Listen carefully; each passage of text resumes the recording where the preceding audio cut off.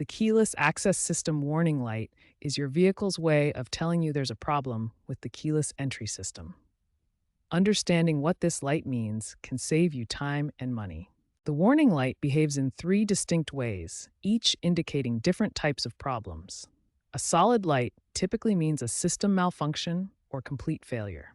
A flashing or blinking light suggests intermittent issues, often caused by a low-key fob battery or interference problems. When there's no light but the system isn't working, this usually indicates an electrical failure or a blown fuse that needs immediate attention. The most common cause of keyless access problems is a dead key fob battery. These batteries typically last 2 to 4 years and are easy to replace. Other common causes include damaged door handle sensors and issues with the vehicle's receiver antennas located throughout the car. Modern keyless systems are sophisticated, using rolling code encryption for security and communicating through the vehicle's network. Many now integrate with smartphone-based access as well. Understanding what your keyless access warning light means is the first step to diagnosing and fixing the problem.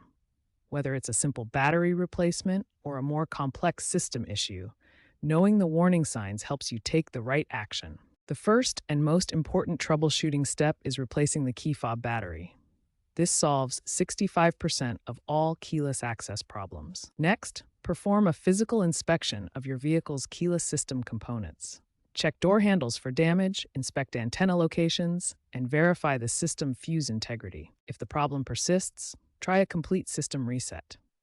Remove the key fob battery for 10 minutes, then disconnect your vehicle battery for 15 minutes. Reconnect both batteries to reset the system. Some manufacturers require specific reset procedures.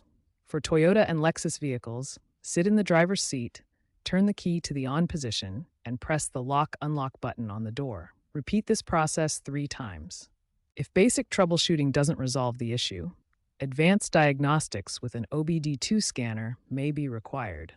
This can identify specific fault codes and system malfunctions that need professional attention. Following these systematic troubleshooting steps resolves most keyless access issues. Start with battery replacement, perform physical inspections, try system resets, and use advanced diagnostics only when necessary.